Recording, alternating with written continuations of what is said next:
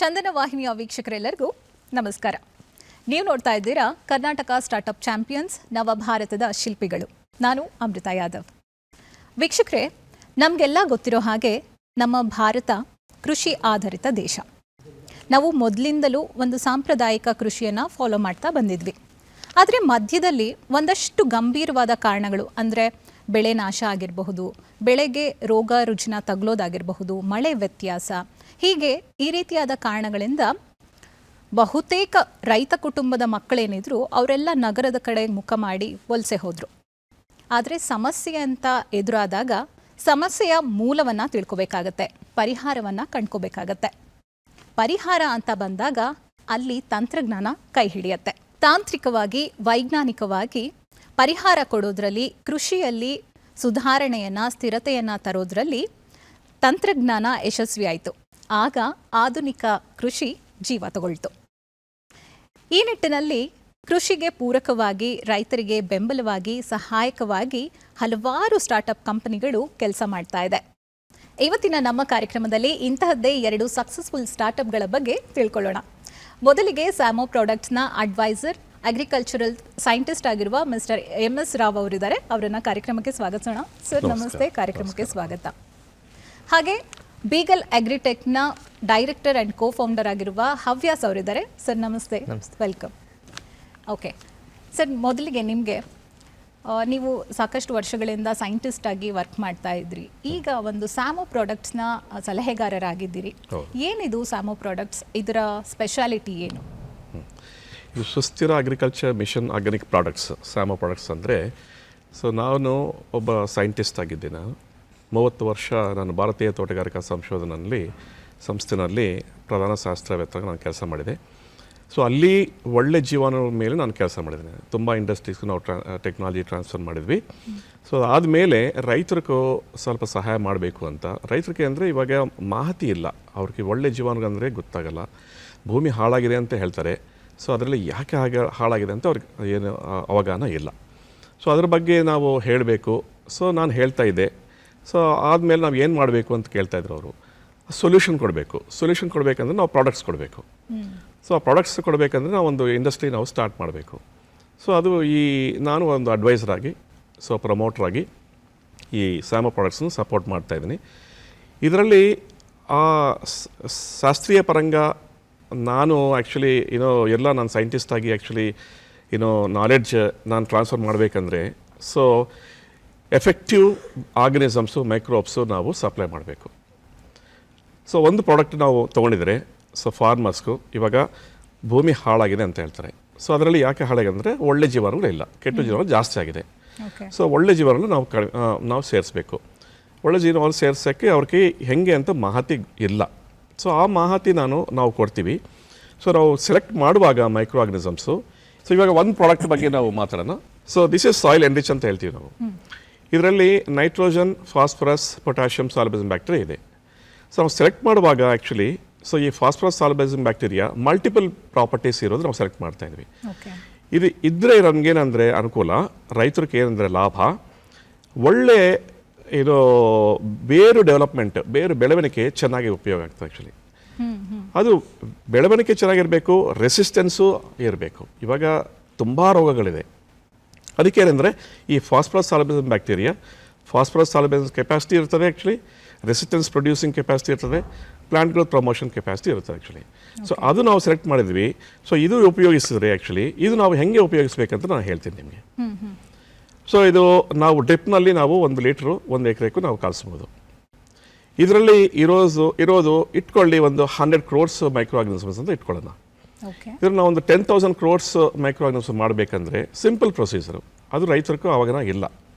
So ನಾವೇನಂದ್ರೆ ಆ ಮಾಹಿತಿ ಕೊಡೋಕ್ಕೆ ನಾವು ಸೈಂಟಿಸ್ಟ್ ಆಗಿ ನಾನು ಈ ಸಂಸ್ಥೆನಲ್ಲಿ ಆ್ಯಕ್ಚುಲಿ ನಾನು ಅಡ್ವೈಸರ್ ಆಗಿ ಎಲ್ಲರಿಗೂ ನಾನು ಮಾಹಿತಿ ಕೊಡ್ತಾ ಇದ್ದೀನಿ. ಸೊ ಇಲ್ಲಿ ಬೇಸಿಕಲಿ ಏನು ಮಾಡ್ತೀವಿ ಅಂದರೆ, ನಾವು ಇದು 1 ಲೀಟರ್ ತೊಗೊಂಡು 200 ಲೀಟರ್ ನೀರಿನಲ್ಲಿ ಹಾಕಿ 2 kg ಬೆಲ್ಲ, 1 ಲೀಟ್ರು ಮಜ್ಜಿಗೆ ಹಾಕಿ ಒಂದು 2 ದಿವಸ ನಾವು ನೆರಳಿನಲ್ಲಿ ಇಡ್ತೀವಿ. ಇದು 100 ಕೋಟಿ ಜೀವಾಣುಗಳಲ್ಲಿ 1,000 ಕೋಟಿ ಜೀವಾಣುಗಳು ರೆಡಿ ಆಗ್ತದೆ. ಜಾಸ್ತಿ ಜೀವಾಣುಗಳು ನಮಗೆ ಬೇಕು. ಸೊ ಇದು ಡ್ರಿಪ್ನಲ್ಲಿ ಬಿಟ್ಟಿದ ಮೇಲೆ ಬೇರು ಬೆಳವಣಿಗೆ ಚೆನ್ನಾಗಿರ್ತದೆ, ಸೊ ಗಿಡ ಬೆಳವಣಿಗೆ ಚೆನ್ನಾಗಿರ್ತದೆ, ಇಳುವರಿ ಜಾಸ್ತಿ ಆಗ್ತದೆ ಆ್ಯಕ್ಚುಲಿ. ಇದರಲ್ಲಿ ಒಂದು ಏನಂದರೆ ರೋಗ ನಿರೋಧಕ ಶಕ್ತಿ ಅಂತ ನಾವು ತುಂಬ ಹೇಳ್ತಾ ಇರ್ತೀವಿ. ಸೊ ಅದು ಜಾಸ್ತಿ ಆಗಬೇಕಂದ್ರೆ ಈ ಆರ್ಗನಿಸಮ್ಸ್ ನಾವು ಯೂಸ್ ಮಾಡ್ತಾ ಇದ್ದರೆ ರೆಗ್ಯುಲರಾಗಿ, ಸೊ ಬೇರು ಕೊಳೆತೆ ಪ್ರಾಬ್ಲಮ್ಮು ಕಡಿಮೆ ಆಗ್ತದೆ ಆ್ಯಕ್ಚುಲಿ. ಇದರಲ್ಲಿ ಏನಂದರೆ zinc solubilization capacity, zinc absorption capacity, calcium, iron ತೊಗೊಂಡೋದು ಒಂದು ಕೆಪಾಸಿಟಿ ಈ ಫಾಸ್ಫರಸ್ ಸಾಲ್ಯುಲೇಷನ್ಗೆ ಇದೆ. ಸೊ ಅದು ನಾನು ಇದರಲ್ಲಿ ಇನ್ನೂ ಸ್ಪೆಷಲಾಗಿ ಇನೋವೇಟ್ ಮಾಡಿ ಸೊ ಇದರಲ್ಲಿ ನಾವು ಸೇರಿಸಿದ್ವಿ. ಬೇರೆಯವರು NPK ಸಾಲ್ಯುಲೈಸರ್ ಕೊಡ್ತಾರೆ, ಅದರಲ್ಲಿ ಈ ಮಲ್ಟಿಪಲ್ ಕ್ಯಾರೆಕ್ಟರಿಸ್ಟಿಕ್ಸ್ ಇಲ್ಲ. ಸೊ ಅದು ನಾನು ಮಾಡ್ತಾ ಇರೋದು. ಸೊ ಇವಾಗ ಬೇರೆದು ನಾವು ನೋಡಿದ್ವಿ, ಸೊ ಭೂಮಿಗೆ ನಾವು ಇದು ಮಾಡಿದ್ವಿ. ನಾವು ಇವಾಗ ಗೊಬ್ಬರ ನಾವು ಹಾಕ್ತಾಯಿದ್ವಿ, ಗೊಬ್ಬರದಲ್ಲಿ ಒಳ್ಳೆ ಜೀವಾಣುಗಳು ತುಂಬ ಕಡಿಮೆ ಆಗಿದೆ. 30 ವರ್ಷ 40 ವರ್ಷ ಮುಂಚೆ 1 ಗ್ರಾಮ್ ಗೊಬ್ಬರದಲ್ಲಿ ನಾವು ಒಂದು 10 ಕೋಟಿ ಒಳ್ಳೆ ಜೀವಾಣುಗಳು ಇರ್ತಾಯಿತ್ತು. ಇವಾಗ 1 ಕೋಟಿ ಜೀವಾಣುಗಳು ಇಲ್ಲ ಅಲ್ಲಿ. ಸೊ ನಾವೇನು ಮಾಡಬೇಕಂದ್ರೆ ಅದರಲ್ಲಿ ಜೀವಾಣು ಸೇರಿಸ್ಬೇಕು. ಸೊ ಇದು ನಾವು ತೊಗೊಂಡು, ಸೊ ಇದು ಒಂದು 5 ಲೀಟ್ರ್ ತೊಗೊಂಡು 1 ಟನ್ನು ಗೊಬ್ಬರದಲ್ಲಿ ನಾವು ಮಿಕ್ಸ್ ಮಾಡಿಬಿಟ್ಟು ಒಂದು 20 ದಿವಸ ಬಿಟ್ಟಿದ್ರೆ ಅದರಲ್ಲಿ ಈ ಜೀವಾಣುಗಳು ಚೆನ್ನಾಗೇ ಬೆಳೀತದೆ. ಆವಾಗ ಅದು ನಾವು ಚಿನ್ನ ಥರ ರೆಡಿ ಆಗ್ತಾ ಆ್ಯಕ್ಚುಲಿ, ತಿಪ್ಪೆ ಗೊಬ್ಬರ ಚಿನ್ನ ಥರ ರೆಡಿ ಆಗ್ತಾ ಆ್ಯಕ್ಚುಲಿ. ಸೊ ಅದು ನಾವು ಭೂಮಿಗೆ ಸೇರಿಸ್ಬೇಕು. ಓಕೆ, ಅಂದ್ರೆ ಕೆಮಿಕಲ್ ಯೂಸೇಜ್ ಜಾಸ್ತಿ ಆಗಿರೋದ್ರಿಂದ ಫರ್ಟಿಲಿಟಿ ಲೂಸ್ ಆಗ್ತಾ ಇದೆ. ಕೆಮಿಕಲ್ ರೆಸಿಸ್ಟೆನ್ಸ್ ಮತ್ತೆ ಸಾಯಿಲ್ ಫರ್ಟಿಲಿಟಿನ ಇದು ಕೆಮಿಕಲ್ಸ್ ಜಾಸ್ತಿ ಯೂಸ್ ಮಾಡ್ತಾ ಇದೀವಿ, ಒಳ್ಳೆ ಜೀವಾಣುಗಳು ಕಡಿಮೆ ಆಗ್ತಾ ಇದೆ. ಸೊ ಇದು ನಾವು ಯೂಸ್ ಮಾಡಿದರೆ ಸೊ ಒಳ್ಳೆ ಜೀವಾಣುಗಳನ್ನ ನಾವು ಸೇರಿಸ್ತಾ ಇದ್ವಿ. ಆಮೇಲೆ ಕೆಮಿಕಲ್ಸು NPK ಅಂದರೆ nitrogen phosphorus fertilizers, potassium fertilizers, urea, muriate of potash, phosphate fertilizers ಕಡಿಮೆ ಮಾಡ್ಕೋಬೋದು. ಒಂದು 20% ಇಲ್ಲಾಂದ್ರೆ 50% ಕಡಿಮೆ ಮಾಡ್ಕೋಬೋದು. ಓಕೆ ಸರ್, ಇದರ ಪ್ರೊಸೀಜರ್ ಬಗ್ಗೆ ನಾನು ಮತ್ತೆ ಮಾತಾಡ್ತೀನಿ ನಿಮ್ಮ ಹತ್ರ. ಓಕೆ, ಹವ್ಯಾಸ್ ಅವರೇ, ಬೇಗಲ್ ಅಗ್ರಿಟೆಕ್ ಅಂದರೆ ಏನು, ಯಾವಾಗ ಶುರುವಾಯಿತು, ಹೇಗೆ ಕೆಲಸ ಮಾಡ್ತಾ ಇದೆ? ಸೊ ನಾನು ಮೂಲತಃ ಬೆಂಗಳೂರಿನ GKVK ಇನ್ಸ್ಟಿಟ್ಯೂಟಲ್ಲಿ ಒಂದು ಅಗ್ರಿ ಬಿಸ್ನೆಸ್ ಇನ್ಸ್ಟಿಟ್ಯೂಟ್ ಅಂತ ಒಂದು ಇನ್ಸ್ಟಿಟ್ಯೂಟ್ ಇದೆ, ಅದರಲ್ಲಿ ಮಾರ್ಕೆಟಿಂಗ್ ಡಿಪಾರ್ಟ್ಮೆಂಟ್ನ ಒಬ್ಬ ವಿದ್ಯಾರ್ಥಿ. ಸೊ 2018 ನಾನು ಅಲ್ಲಿಂದ ಪಾಸ್ಔಟು. ಸೊ ಅಲ್ಲಿ ಓದ್ತಿರುವಾಗ ನಮ್ಮನ್ನ ರಾವೆ ಅಂತ ಹೇಳ್ಬಿಟ್ಟು ಒಂದು ಪ್ರೋಗ್ರಾಮಲ್ಲಿ ನಮ್ಮನ್ನ ವಿಲೇಜಿಗೆ ಹಾಕ್ತಾರೆ 3 ತಿಂಗಳು. ನಾವು ರೈತರ ಹತ್ರ ಹೋಗಿ ಅಲ್ಲಿ 3 ತಿಂಗಳು ರೈತರ ಜೊತೆ ಇದ್ದು ನಾವು ಕಲ್ತಿರೋದನ್ನ ಹೇಳ್ಕೊಡೋದಲ್ಲದೆ ಅವ್ರ ಜೊತೆಯಿಂದ ನಾವು ಕಲಿಬೇಕಾಗುತ್ತೆ. ಸೊ ಹಿಂಗೆ ಈ ರಾವೆ ಪ್ರೋಗ್ರಾಮ್ ಇದ್ದಾಗ ನಾವು ನಮ್ಮ ಮಾರ್ಕೆಟಿಂಗ್ ಡಿಪಾರ್ಟ್ಮೆಂಟಿಂದ ಆಧುನಿಕ ಕೃಷಿ ತಂತ್ರಜ್ಞಾನಗಳು ಅಂತ ಹೇಳ್ಬಿಟ್ಟು ಒಂದು ಕಾರ್ಯಕ್ರಮ ಮಾಡಿದ್ವಿ ರೈತರಿಗೆ. ಯೂಶಲಿ ಒಂದು 2016-17 ಸಮಯದಲ್ಲಿ ಒಂದು ಮೈಂಡ್ ಸೆಟ್ ಹೇಗಿತ್ತು ಅಂತ ಜನರಿಗೆ, ರೈತರು ಈ ಥರ ಮಾಡರ್ನ್ ಟೆಕ್ನಾಲಜೀಸ್ನ ಅಡಾಪ್ಟ್ ಮಾಡ್ಕೊಳ್ಳಲ್ಲ ಸುಲಭಕ್ಕೆ ಅಂತ. ಆಯಿತು, ಅವ್ರಿಗೊಂದು ಪರಿಚಯ ಮಾಡೋಣ ಅಂತ ಪ್ರೋಗ್ರಾಮ್ ಮಾಡಿದಾಗ ರೈತರ ಪ್ರಶ್ನೆ ಏನಿತ್ತಂದರೆ, ನೀವು ಬರ್ತೀರಾ ಎಲ್ಲ ತೋರಿಸಿ ಹೋಗ್ತೀರಾ, ಬಟ್ ನೀವು ನಮಗೇನು ತಂತ್ರಜ್ಞಾನಗಳನ್ನ ಕೊಡಲ್ಲ ನೀವು ಅಂತ ಹೇಳಿದರು. ಸರಿ ಆಯಿತು, ರೈತರು ಕೇಳ್ತಿದ್ದಾರಲ್ಲ, ಅವ್ರಿಗೊಂದು ಡೆಮೋನ್ಸ್ಟ್ರೇಷನ್ ಅರೇಂಜ್ ಮಾಡೋಣ ಅಂತ ಹೇಳ್ಬಿಟ್ಟು ನಾವು ಯಾರಾದರೂ ಡ್ರೋನ್ ಅವ್ರು ಸಿಗ್ತಾರೆ ಅಂತ ಹುಡುಕಿದಾಗ ನಮಗೆ ಗೊತ್ತಾಯಿತು 2017 ಸಮಯದಲ್ಲಿ ಯಾರು ಡ್ರೋನ್ ರಿಲೇಟೆಡ್ ಕಂಪ್ನಿಗಳು ಕರ್ನಾಟಕದಲ್ಲಿ ಇಡೀ ಇಂಡಿಯಾದಲ್ಲಿ ಎಲ್ಲೂ ಇರಲಿಲ್ಲ. ರಿಸರ್ಚ್ಗಳು ನಡೀತಿತ್ತು, ಬಟ್ ಸರ್ವಿಸ್ ಕೊಡುವಂಥ ಕಂಪ್ನಿಗಳು ಯಾರೂ ಇರಲಿಲ್ಲ. ಆವಾಗ ಸರಿ, ಹಾಗಾದ್ರೆ ಏನೋ ನಾವೇ ಶುರು ಮಾಡೋಣ ಅಂತ ಹೇಳ್ಬಿಟ್ಟು ಒಂದು ಐಡಿಯಾ ಬಂತು. ಹಾಗೆ ಶುರುವಾಗಿದೆ ಆ್ಯಕ್ಚುಲಿ. ಅದಾದಮೇಲೆ ಗುಜರಾತಲ್ಲಿ entrepreneurship development institute of India ಅಂತ ಒಂದು ಸಂಸ್ಥೆ ಇದೆ. ಇದು ಇಡೀ ಭಾರತದಲ್ಲಿ ಸ್ಟಾರ್ಟಪ್ನ ಪ್ರಮೋಟ್ ಮಾಡುವಂಥ ಒಂದು ಇನ್ಸ್ಟಿಟ್ಯೂಟ್. ಅವರು MBA ಆಫರ್ ಮಾಡ್ತಾರೆ. ಸೊ ನಾನು ಅಲ್ಲಿ ನನ್ನ MBA ಪರ್ಸ್ಯೂ ಮಾಡಿ, ಸೊ ಅಲ್ಲಿ MBA ಪರ್ಸ್ಯೂ ಮಾಡ್ತಿರೋದನ್ನ ಸ್ಟಾರ್ಟಪ್ ಮೇಲೆ MBA ಇದ್ದಿದ್ದು. ಸೊ ಪರ್ಸ್ಯೂ ಮಾಡ್ತಿರೋದನ್ನ ಯೂಶಲಿ ಎಲ್ಲ ಕಾಲೇಜಲ್ಲಿ ಇಂಟರ್ನ್ಶಿಪ್ಪಿಗೆ ಬೇರೆ ಕಂಪ್ನಿ ಕೆಲಸ ಮಾಡೋಕ್ಕೆ ಕಳಿಸ್ತಾರೆ. ಇಲ್ಲಿ ಇಂಟರ್ನ್ಶಿಪ್ ಪೀರಿಯಡಲ್ಲಿ ನಮ್ಮ ಕಂಪ್ನಿನ ನಾವು ಶುರು ಮಾಡಬೇಕಾಗುತ್ತೆ. ಸೊ ಹಂಗೆ ಶುರು ಮಾಡಿದಂಥ ಕಂಪ್ನಿ 2019 ಶುರು ಮಾಡಿದಂಥ ಕಂಪ್ನಿ ನಾವು ಇವತ್ತರೆಗೂ ನಡೆಸ್ಕೊಂಡು ಬರ್ತಾ ಇದ್ದೀವಿ. ಓಕೆ, ಅಂದರೆ ಪ್ರೈಮರಿಲಿ ನಿಮ್ಮದು ಆಬ್ಜೆಕ್ಟಿವ್ ಏನು, ಯಾವ ರೀತಿ ಕೆಲಸ ಮಾಡ್ತಾ ಇದೆ? ಈ ಡ್ರೋನ್ನ ಬಳಸ್ಕೊಂಡು ಸರ್ವೇಯಿಂಗ, ಮ್ಯಾಪಿಂಗ, ಅದ್ರ ಸೊ ನೀವು ಭಾಳಷ್ಟು ಕಾರ್ಯಕ್ರಮ ಚಂದನ ವಾಹಿನಿ ಕೂಡ ನಡೆದಿದೆ. ಸೊ ಕೃಷಿ ಡ್ರೋನ್ ಅಂದ ತಕ್ಷಣ ಹೆಚ್ಚಿನ ಜನರಿಗೆ ಅಥವಾ ರೈತರಿಗೆ ಗೊತ್ತಿರೋದು ಬರ್ತಾರೆ, ಸ್ಪ್ರೇಯಿಂಗ್ ಮಾಡಿಕೊಡ್ತಾರೆ. ಈಗ ಲೇಟೆಸ್ಟಾಗಿ ಫರ್ಟಿಲೈಸರ್ನ ಕೂಡ ಸ್ಪ್ರೆಡ್ ಮಾಡ್ತಾರೆ ಅನ್ನೋದನ್ನ ಭಾಳಷ್ಟು ಕೇಳಿರ್ತೀರ. ಬಟ್ ಡ್ರೋನ್ನ ಬಳಕೆ ಕೃಷಿಯಲ್ಲಿ ಸ್ಪ್ರೇಯಿಂಗ್ಗಿಂತ ಇನ್ನೂ ಭಾಳಷ್ಟು ಬಳಕೆ ಅಥವಾ ಅವಕಾಶ, ಅದರ ಪ್ರಯೋಗಗಳು ಇದೆ ಕೃಷಿಯಲ್ಲಿ. ಸೊ ನಾವೇನು ಮಾಡ್ತೀವಿ ಅಂತಂದರೆ ಡ್ರೋನ್ ಇನ್ ಡೇಟಾ ಅನಾಲಿಟಿಕ್ಸ್ ಅಂತ. ಅಂದರೆ ಏನು ಮಾಡ್ತಾರೆ, ಡ್ರೋನ್ ಯೂಸ್ ಮಾಡಿಕೊಂಡು ಮಾಹಿತಿಗಳನ್ನ ತೆಗಿತೀವಿ. ಈಗ ಸ್ಯಾಟಲೈಟ್ ಇಮೇಜಸ್ ತೆಗೆದು ನಾವು ಹೇಗೆ ರಿಸಲ್ಟ್ಸ್ ತೆಗಿತೀವಿ, ಅದೇ ಥರ ಡ್ರೋನ್ ಯೂಸ್ ಮಾಡಿಕೊಂಡು ನಾವು ಅಗ್ರಿಕಲ್ಚರ್ ಅಥವಾ ಫಾರೆಸ್ಟ್ ರಿಲೇಟೆಡ್ ಡೇಟಾನ ನಾವು ತೆಗಿತೀವಿ. ಇದರ ಉಪಯೋಗ ಏನು ಅಂತಂದರೆ, ಭಾಳಷ್ಟು ವಿಷಯಗಳು ನಾವು ನೇಕೆಡ್ ಐಸಿಂದ ನೇರ ಕಣ್ಣಿಂದ ನಾವು ಅದನ್ನು ಅನಾಲಿಸಿಸ್ ಮಾಡಲಿಕ್ಕಾಗಲ್ಲ. ಕೆಲವೊಂದು ಸಲ ನಾವು ಈ ಸೆನ್ಸರ್ಸ್ ಅಥವಾ ಕ್ಯಾಮ್ರಾಗಳನ್ನ ಯೂಸ್ ಮಾಡಿಕೊಂಡು ಭೂಮಿಯ ಒಳಗೆ ಅಥವಾ ನಮಗೆ ಕಣ್ಣಿಗೆ ಕಾಣದಂತಹ ರೂಪಗಳಲ್ಲಿ ಯಾವ ರೀತಿ ಅಲ್ಲಿ ಜೀವನಗಳು ಅಥವಾ ಗಿಡಗಳು ಬೆಳೀತಿದೆ, ಅವರ ವಾತಾವರಣ ಹೇಗಿದೆ ಅನ್ನೋದನ್ನ ನಾವು ಸ್ಟಡಿ ಮಾಡಬೇಕಾಗುತ್ತೆ. ಆ ಕೆಲಸನ ನಾವು ಡ್ರೋನಲ್ಲಿ ಮಾಡ್ತೀವಿ. ಸ್ಯಾಟಲೈಟ್ ಇದೆ, ಏನಕ್ಕೆ ಡ್ರೋನ್ ಅಂತ ನಾವು ಕೇಳ್ಬೋದು ನೀವು. ಸ್ಯಾಟಲೈಟಲ್ಲಿ ಏನು ಮಾಡುತ್ತೆ, ನಾವು ಲಾರ್ಜ್ ಏರಿಯಾನ ನಾವು ಸ್ಟಡಿ ಮಾಡಬೇಕಂದ್ರೆ ನಮಗೆ ಸ್ಯಾಟಲೈಟ್ ಬಳಕೆ ಉಪಯೋಗ ಆಗುತ್ತೆ. ಆದರೆ ಸಣ್ಣ ಲೆವೆಲಲ್ಲಿ ಅಥವಾ ಒಂದು ಸಣ್ಣ ವಿಲೇಜ್ ಲೆವೆಲಲ್ಲಿ ಅಥವಾ ಡಿಸ್ಟ್ರಿಕ್ಟ್ ಲೆವೆಲಲ್ಲಿ ನಾವು ಸ್ಟಡಿ ಮಾಡಬೇಕಂದ್ರೆ ಸ್ಯಾಟಲೈಟ್ ಡೇಟಾ ನಮಗೆ ಹೆಲ್ಪ್ ಆಗಲಿಕ್ಕೆ ಅಷ್ಟು ಪ್ರಿಸೈಸ್ ಡೇಟಾ ನಮಗೆ ಸಿಗಲಿಕ್ಕಿಲ್ಲ.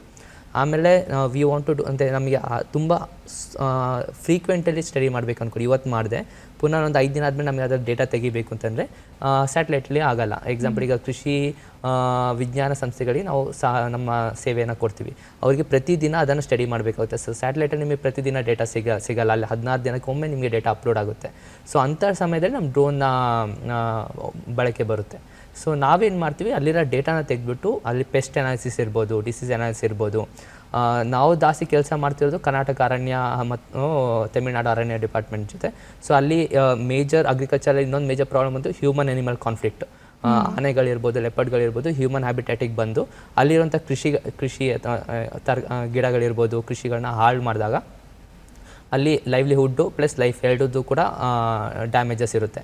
ಅದನ್ನು ನಾವು ತಡೆಗಟ್ಟಲಿಕ್ಕೆ ಫಾರೆಸ್ಟ್ ಡಿಪಾರ್ಟ್ಮೆಂಟ್ ಅವ್ರ ಜೊತೆಗೆ ಕೆಲಸ ಮಾಡ್ತೀವಿ. ಸೊ ಆನೆ ಇದ್ದಾಗ night time thermal camera use ಮಾಡ್ತೀವಿ. ಸೊ ನಾವು ನೈಟ್ ಟೈಮ್ ಆನೆಗಳ ಮೂವ್ಮೆಂಟ್ನ ಅದ್ರಲ್ಲಿ ಕಂಡುಹಿಡಿಯುತ್ತದೆ. ಸೊ ಆನೆ ಎಲ್ಲಿದೆ ಅದರ ಎಕ್ಸಾಕ್ಟ್ ಜಿ ಪಿ ಎಸ್ ಲೊಕೇಶನ್ನ ನಾವು ಫಾರೆಸ್ಟ್ ಡಿಪಾರ್ಟ್ಮೆಂಟ್ ಅವ್ರಿಗೆ ಕೊಟ್ಟಾಗ ಅವರು ಅವ್ರದ್ದು ಸೈರನ್ ಓಡಿಸೋ ಮೂಲಕ ಅಥವಾ ಪಟಾಕಿ ಓಡಿಸೋ ಮೂಲಕ ಅದನ್ನು ಡ್ರೈವ್ ಮಾಡಿಕೊಂಡು ಆ ಒಂದು ಹ್ಯೂಮನ್ ಹ್ಯಾಬಿಟ್ಯಾಟನ್ನು ಪುಷ್ ಮಾಡಿ ಅದನ್ನು ಫಾರೆಸ್ಟ್ ಕಡೆ ಕಳಿಸ್ತಾರೆ.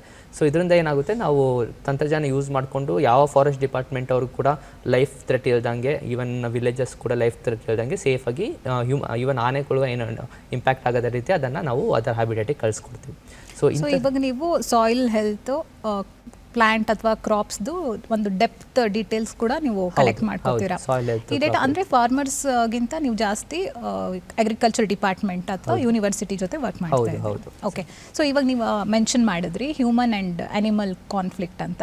ಇದು ಇವತ್ತು ನೆನ್ನೆದೇನಲ್ಲ, ನಡೀತಾನೆ ಇರುತ್ತೆ. ಯಾಕಂದರೆ ಮನುಷ್ಯ ತನ್ನ ಸ್ವಾರ್ಥದಿಂದ ಇರೋಬರೋ ಜಾಗನೆಲ್ಲ ಎನ್ಕ್ರೋಚ್ ಮಾಡ್ಕೊಂಡು ಬರ್ತಾ ಇದ್ದಾನೆ. ಹಾಗಾಗಿ ಅನಿಮಲ್ಸ್ ಕೂಡ ಹಳ್ಳಿಗಳು ನಗರಕ್ಕೆಲ್ಲ ದಾಳಿ ಇಡ್ತಾ ಇದೆ. ಸೊ ಈ ರೀತಿಯಾಗಿ ಒಂದು ಸಿಚುವೇಶನ್ ಉಂಟಾದಾಗ ನೀವು ಯಾವ ರೀತಿ ಅದನ್ನು ಟ್ಯಾಕಲ್ ಮಾಡ್ತೀರಾ, ಮತ್ತು ಆ ಥರದ್ದು ಏನಾದರೂ ಇನ್ಸ್ಟೆನ್ಸಸ್ ಇದ್ದರೆ ಹೇಳ್ಬೋದಾ? ನಾವು ಈಗಾಗಲೇ 1-2 ವರ್ಷದಿಂದ ಈ ಕೆಲಸ ಮಾಡ್ತಾ ಇದ್ದೀವಿ. ಸೊ ಯೂಶಲಿ ಈ ಥರ ಎಮರ್ಜೆನ್ಸಿ ಬಂದ ತಕ್ಷಣ ನಮಗೆ ಫಾರೆಸ್ಟ್ ಡಿಪಾರ್ಟ್ಮೆಂಟನ್ನು ಅವರೇ ಕರೀತಾರೆ, ಈ ಥರ ಒಂದು ರಿಕ್ವೈರ್ಮೆಂಟ್ ಇದೆ, ಇಂಥ ಲೊಕೇಶನ್ ಇಲ್ಲಿ ಬನ್ನಿ ಅಂತ. ಸೊ ನಮ್ಮದು ಒಂದು ವೆಹಿಕಲಲ್ಲಿ ನಮ್ಮದು ಎಲ್ಲ ಸಿಸ್ಟಮ್ ಇರುತ್ತೆ ಆ್ಯಕ್ಚುಲಿ. ಅಂದರೆ ಕ್ಯಾಮ್ರಾ, ದೊಡ್ಡ ಡಿಸ್ಪ್ಲೇ ಸ್ಕ್ರೀನು, ಬ್ಯಾಟ್ರಿ ಬ್ಯಾಕಪ್ ಪ್ರತಿಯೊಂದು ಇರುತ್ತೆ. ಅದನ್ನು ಡ್ರೋನ್ ರೆಸ್ಪಾಂಡರ್ ಯೂನಿಟ್ ಅಂತ ಹೇಳ್ತೀವಿ. ಸೊ ನಾವು ಇದನ್ನು ತಗೊಂಡು ಆ ಲೊಕೇಶನ್ಸ್ಗೆ ಹೋಗಿರ್ತೀವಿ. ಸೊ ಒಂದು ಎಕ್ಸಾಂಪಲ್ ಕೊಡೋದಾದ್ರೆ, ಮಂಡ್ಯ ಮಳವಳ್ಳಿ ರೀಜನಲ್ಲಿ ಒಮ್ಮೆ ಏನಾಯಿತು, 1 ವರ್ಷ ಹಿಂದೆ ಒಂದು ಕಡೆ ಎಕ್ಸ್ಪ್ರೆಸ್ ವೇ ಇದೆ, ಮತ್ತೊಂದು ಕಡೆ ರೈಲ್ವೆ ಟ್ರ್ಯಾಕ್, ಮತ್ತೊಂದು ಕಡೆ ವಿಲೇಜ್. ಸೊ ಇದೊಂದು ಟ್ರಯಾಂಗ್ಯುಲರ್ ಏರಿಯಾದಲ್ಲಿ ಎಲಿಫೆಂಟ್ ಬಂದು ಒಳಗಡೆ ಸಿಕ್ಕಾಕೊಂಡಿತ್ತು. ಅಂದರೆ ಮಧ್ಯದಲ್ಲಿ ಅಗ್ರಿಕಲ್ಚರ್ ಫೀಲ್ಡ್ ಇದೆ. ಆಲ್ಮೋಸ್ಟ್ ಒಂದು 7 ಡೇಸಲ್ಲಿ ಅದು ಬಂದು ಅಲ್ಲಿರೋ ಶುಗರ್ ಕೇನೆಲ್ಲ ಡ್ಯಾಮೇಜ್ ಮಾಡ್ತಿತ್ತು. ಅದಕ್ಕೆ ಎಸ್ಕೇಪ್ ಅಂದರೆ ಅಲ್ಲಿಂದ ಹೊರಗೆ ಬರ್ಲಿಕ್ಕೆ ಆಗ್ತಿಲ್ಲ. ಏನಕ್ಕೆಂದರೆ ಈ ಕಡೆ ರೋಡ್ ಕೂಡ ಬ್ಲಾಕ್ ಮಾಡಿತ್ತು, ಈ ಕಡೆ ರೈಲ್ವೆ ಟ್ರ್ಯಾಕ್ ಬ್ಲಾಕ್ ಆಗಿತ್ತು, ಒಂದು ಕಡೆ ಹ್ಯೂಮನ್ ಹ್ಯಾಬಿಟ್ಯಾಟ್. ಸೊ ಅದನ್ನು ಹೊರಗೆ ರೆಸ್ಕ್ಯೂ ಮಾಡಿ ಹೊರಗೆ ಕಳಿಸೋದು ಎಲ್ಲರಿಗೂ ಕೂಡ ಒಂದು ಡಿಫಿಕಲ್ಟ್ ಟಾಸ್ಕ್ ಆಗಿತ್ತು ಆ ಟೈಮಲ್ಲಿ. ಸೊ ನಾವೇನು ಮಾಡಿದ್ವಿ, ನೈಟ್ ಟೈಮ್ ಹೋಗಿ ಆಪ್ರೇಷನ್ ಮಾಡ್ತಿರುವಾಗ ಒಂದು 2 ಡೇಸ್ ಆಪ್ರೇಷನ್ ಇತ್ತು. ಸೊ ಫಾರೆಸ್ಟ್ ಡಿಪಾರ್ಟ್ಮೆಂಟ್ ಅವ್ರಿಗೆ ನಾವು ಇನ್ಫಾರ್ಮೇಷನ್ ಕೊಡ್ತಾ ಇರ್ತೀವಿ ಸೈಮಲ್ಟೇನಿಯಸ್ ಆಗಿ, ಆನೆ ಮೂವ್ಮೆಂಟ್ ಎಲ್ಲಿದೆ ಅಂತ. ಅದು ಒಂದು ಆನೆ ಬಂದಿಲ್ಲ. So usually most of the time ಆನೆಗಳು ಹರ್ಡಾಗಿ ಬರುತ್ತೆ, ಗುಂಪಾಗಿ ಬರುತ್ತೆ. ಸೊ ಆ ಗುಂಪಾಗಿ ಬರೋ ಆನೆಗಳ ಜೊತೆ ಇನ್ನೂ ನಾವು ತುಂಬ ಹುಷಾರಾಗಿ ಅದನ್ನು ಹ್ಯಾಂಡ್ಲ್ ಮಾಡಬೇಕಾಗುತ್ತೆ. ಸೊ ಆನೆನ ನಾವು ಅಲ್ಲಿ GPS ಲೊಕೇಶನ್ ಕೊಡೋ ಮೂಲಕ ಅವ್ರಿಗೆ ಇನ್ಫಾರ್ಮೇಷನ್ ಕೊಟ್ಟಾಗ ಅವ್ರು ಏನು ಮಾಡ್ತಾರೆ, ಒಂದು ಪಟಾಕಿ ಓಡಿಸಿ ಇಲ್ಲ ಸೈರನ್ ಓಡಿಸೋ ಮೂಲಕ ಅದನ್ನು ಪುಷ್ ಮಾಡ್ಕೊಂಡು ಬಂದು ಆ್ಯಕ್ಚುಲಿ ರೈಲ್ವೆ ಟ್ರ್ಯಾಕ್ನ ದಾಟಿಸಿದ್ರು. ಮತ್ತು ಹಾಗೆ ಆನೆನ ನಾವು ಫಾರೆಸ್ಟಿಗೆ ಕಳಿಸ್ಕೊಟ್ಟರೆ ಕಾಡಿಗೆ ಬಿಡ್ತಾರೆ. ಓಕೆ ಸರ್, ಈಗ ನಾವು ಯಾವುದೇ ಒಂದು ಕೆಲಸ ಅಥವಾ ಯೋಜನೆಯನ್ನು ಶುರು ಮಾಡಿದಾಗ ಕೆಲವು ಉದ್ದೇಶಗಳಿರುತ್ತೆ. ನಿಮ್ಮ ಸ್ಯಾಮೋ ಪ್ರಾಡಕ್ಟ್ಸ್ನ ಫೋಕಸ್ ಏನು, ಅದರ ಆಬ್ಜೆಕ್ಟಿವ್ಸ್ ಏನು? ನಮ್ಮದು ಫೋಕಸ್ ಬಂದುಬಿಟ್ಟು ಫಾರ್ಮರ್ ಓರಿಯೆಂಟೆಡ್ ಅಮ್ಮ. Farmer basically soil health problem ಅಂತ ಹೇಳಿದೆ ನಾನು. ಇನ್ಸೆಕ್ಟ್ ಪ್ರಾಬ್ಲಮ್ಸು ಇದೆ, ದೆನ್ ಡಿಸೀಸ್ ಪ್ರಾಬ್ಲಮ್ಸ್ ಇದೆ, ದೆನ್ ಆ್ಯಸ್ ಅ ಸೊಸೈಟಿ ನಮಗೆ ರೆಸಿಡ್ಯೂ ಫ್ರೀ ಪ್ರಾಡ್ಯೂಸ್ ಸಿಗ್ತಾ ಇಲ್ಲ, ಜಾಸ್ತಿ ಕೆಮಿಕಲ್ಸ್ ನಾವು ಯೂಸ್ ಮಾಡ್ತಾ ಇದ್ದೀವಿ. ಸೊ ಆಲ್ ದೀಸ್ ಪ್ರಾಬ್ಲಮ್ಸ್ ನಾವು ಫ್ರಮ್ ದ ಇಂಡಸ್ಟ್ರಿ ನಾವು ಅವ್ರಿಗೆ ಮಾತು ಕೊಡಬೇಕು, ಪ್ರಾಡಕ್ಟ್ಸ್ ಕೊಡಬೇಕು, ಸೊಲ್ಯೂಷನ್ಸ್ ಕೊಡಬೇಕು, ದಾರಿ ತೋರಿಸ್ಬೇಕು. ಸೊ ಅದು ನಮ್ಮ ಒಂದು ಮೇನ್ ಫೋಕಸ್ಸು, ಅದು ನಮ್ಮದು main vision. So chemicals usage ಕಡಿಮೆ ಆಗಬೇಕು. ಸೊ ಜಾಸ್ತಿ ಅದು ನಾವು ಯೂಸ್ ಮಾಡ್ತಾಯಿದ್ವಿ ಫಾರ್ಮರ್ಸು, ಸೊ ಅದು ಕಡಿಮೆ ಮಾಡಬೇಕು. ದೆನ್ ಒಳ್ಳೆ ಜೀವಾಣುಗಳು ಜಾಸ್ತಿ ಯೂಸ್ ಮಾಡಬೇಕು, ಜೈವಿಕ ಗೊಬ್ಬರಗಳು. ನಾವು ಇವಾಗ ನಮಗೆ 11 FCO ಪ್ರಾಡಕ್ಟ್ಸ್ ಲೈಸೆನ್ಸ್ಡ್ ಪ್ರಾಡಕ್ಟ್ಸ್ ಇದೆ ಆ್ಯಕ್ಚುಲಿ. ಸೊ ಈ 11 ಪ್ರಾಡಕ್ಟ್ಸ್ ಆ್ಯಕ್ಚುಲಿ ಫಾರ್ಮರ್ಸು ಯೂಸ್ ಮಾಡಿದರೆ ಎಕ್ಸಲೆಂಟ್ ರಿಸಲ್ಟ್ಸ್ ಬರ್ತಾಯಿದೆ. ಆ್ಯಕ್ಚುಲಿ ತುಂಬ ಜನಕ್ಕೂ ಇನ್ನೂ ಒಳ್ಳೆ ರಿಸಲ್ಟ್ ಬರ್ತಾಯಿದೆ. ಇನ್ನೊಂದು ನಾನು ಇವಾಗ ಇನ್ಸೆಕ್ಟ್ಸು ನಾವೇನಂದರೆ ಇನ್ಸೆಕ್ಟಿಸೈಡ್ ಯೂಸ್ ಮಾಡ್ತಾ ಇರ್ತಾರೆ ಆ್ಯಕ್ಚುಲಿ, ಜಾಸ್ತಿ ಯೂಸ್ ಮಾಡ್ತಾ ಇದ್ದಾರೆ ಆ್ಯಕ್ಚುಲಿ. ಅದು ನಾವು ಕಡಿಮೆ ಮಾಡಬೇಕಂದ್ರೆ ನಾನ್ ಇನ್ಸೆಕ್ಟಿಸೈಡಲ್ ಅಪ್ರೋಚ್ ಅಂತ ಒಂದಿದೆ. ಸೊ ಬೇವಿನ ಎಣ್ಣೆ ಅಂತ ನಾವು ಹೇಳ್ತಾ ಇದ್ದೀವಿ.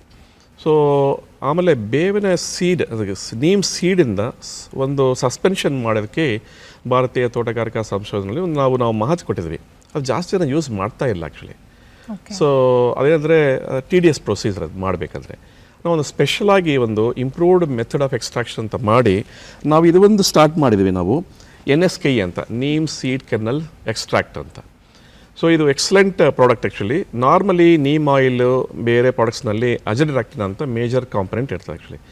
ಇದರಲ್ಲಿ ಅಜೆಡ್ರಾಕ್ಟಿನ್, ಸೆಲೆನಿನ್, ನಿಂಬಿಸಿನ್ ಅಂತ ಸೊ ಕೆಲವು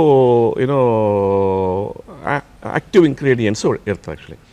ಇದು ನಾವು simple actually, not very expensive. Farmers just ಒಂದು 5 ml ಹಾಗೆ ಯೂಸ್ ಮಾಡಿದರೆ ಒಳ್ಳೆ ರಿಸಲ್ಟ್ ಬರ್ತದೆ actually. Sucking pest problem very serious. Thrips ಅಂತ ಹೇಳ್ತೀವಿ ನಾವು, ಮೈಟ್ಸ್ ಅಂತ ಹೇಳ್ತೀವಿ.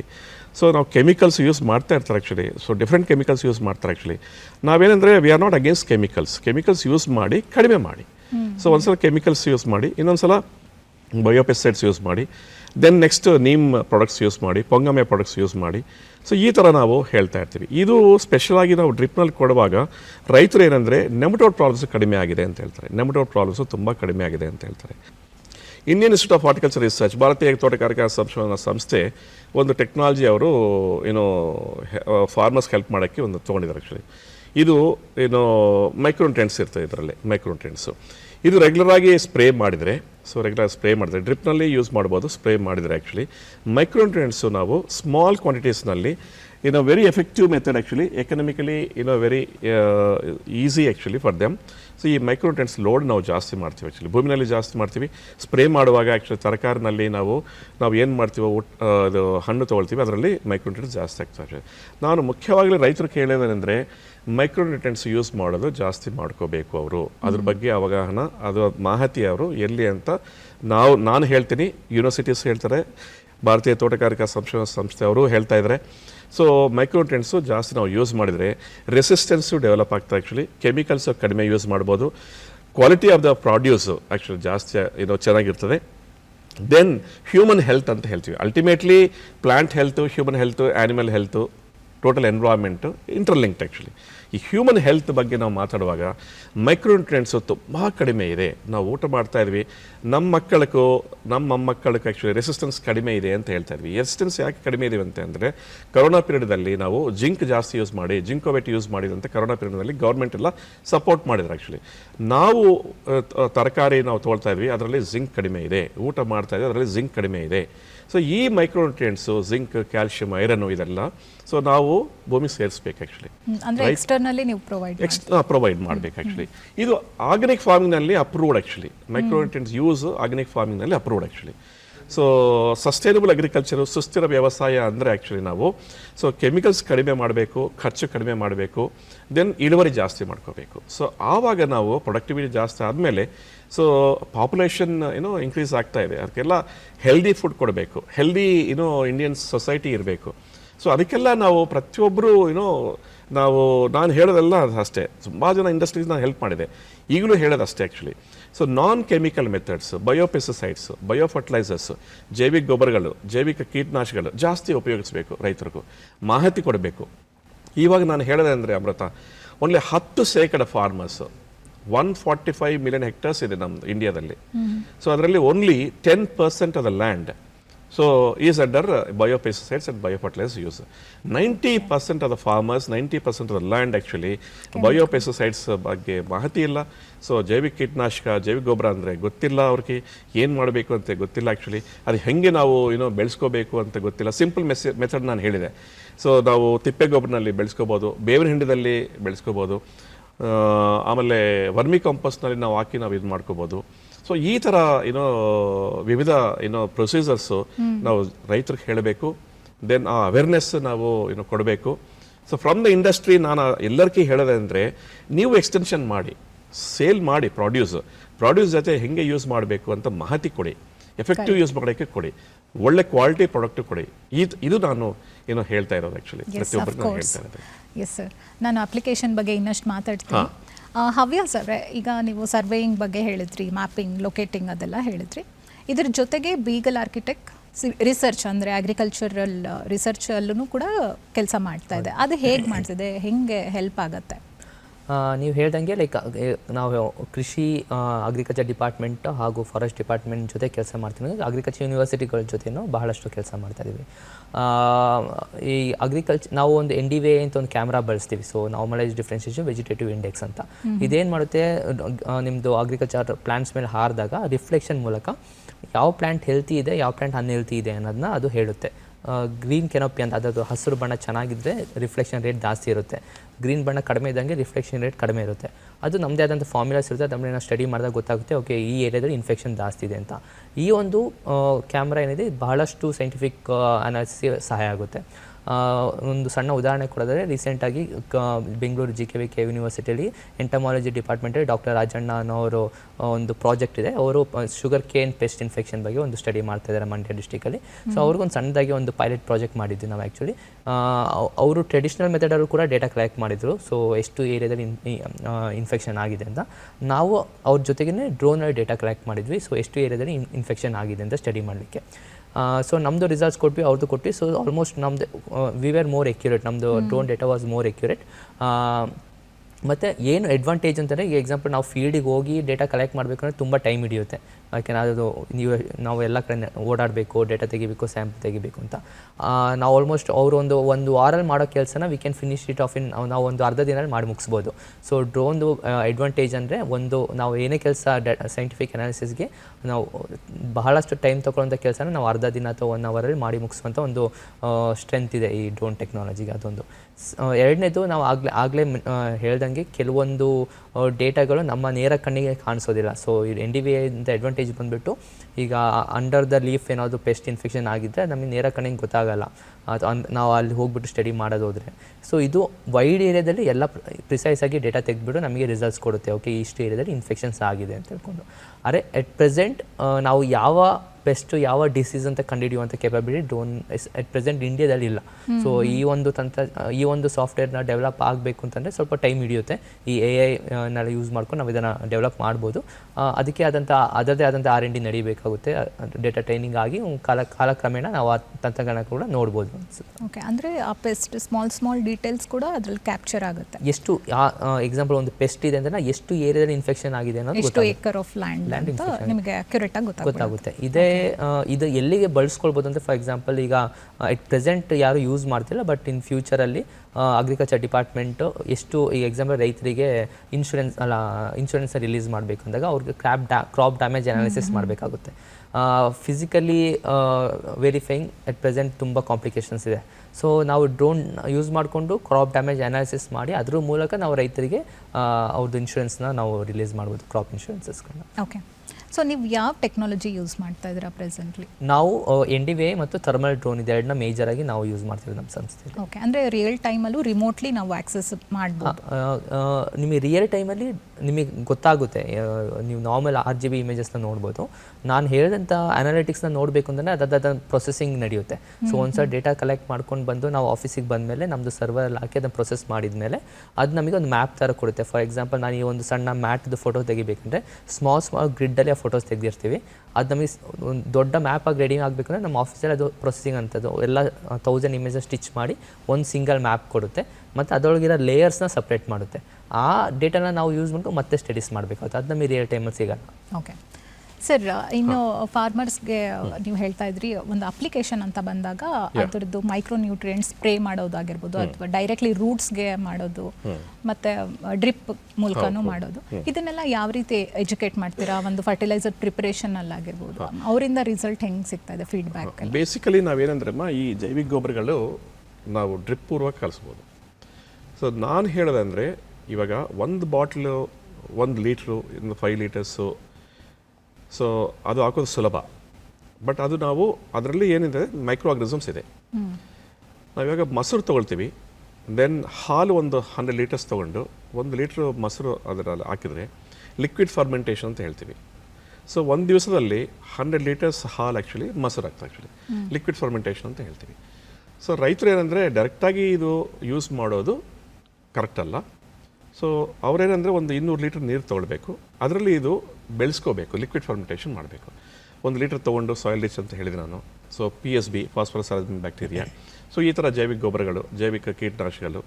ಸೊ 1 ಲೀಟ್ರು 2 ಲೀಟ್ರು ನಾವು ನೀರಿನಲ್ಲಿ ಹಾಕ್ಕೊಂಡು ಬೆಲ್ಲ ಹಾಕಿದರೆ ಅದು actually is a food source, carbon source. Multiply ಆಗ್ತದೆ actually 15 times, 10 times, 100 times multiply ಆಗ್ತದೆ. ಸೊ ಇವಾಗ ಕೆಟ್ಟು ಜೀವನಗಳು ತುಂಬ ಜಾಸ್ತಿ ಇದೆ, ಕೋಟಿ ಇದೆ. ನಾವು ಒಳ್ಳೆ ಜೀವನಗಳು ಜಾಸ್ತಿ ಸೇರಿಸ್ಬೇಕು.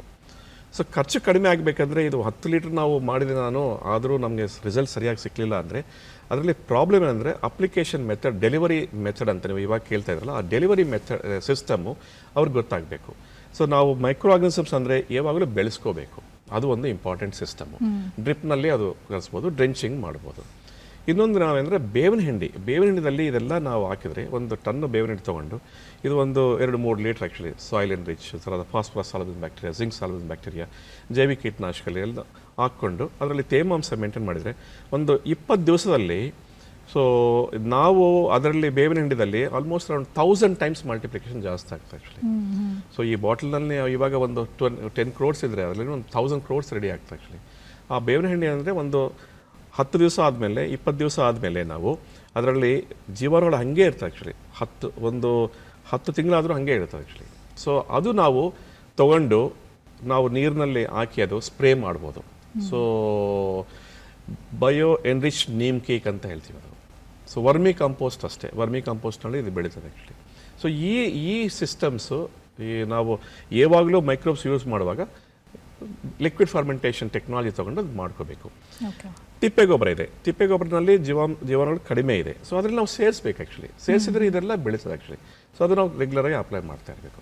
ಡ್ರಿಪ್ನಲ್ಲಿ ಆಮೇಲೆ ಸ್ಪ್ರೇ ಇವಾಗ zinc soluble bacteria, phosphorus soluble bacteria. So ರೈತರು ಯೂಸ್ ಮಾಡ್ತಾ ಇದ್ದಾರೆ, ಸ್ಪ್ರೇ ಮಾಡ್ತಾ ಇದ್ದಾರೆ.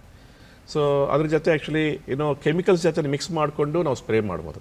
ಕೆಮಿಕಲ್ಸ್ ಜೊತೆ ಮಿಕ್ಸ್ ಮಾಡಿದರೆ ಜೀವಾಣುಗಳು ಸತ್ತೋಗ್ತದಂತ ಒಂದು ಅವ್ರಿಗೆ ಮಾಹಿತಿ ಇದೆ ಆ್ಯಕ್ಚುಲಿ. ಸೊ ನಾನು ಹೇಳೋದಂದರೆ ಸೊ ಜೀವಾಣುಗಳು ಸತ್ತೋಗ್ತದೆ, ಬಟ್ 10% ಆಯ್ತು ಆ್ಯಕ್ಚುಲಿ.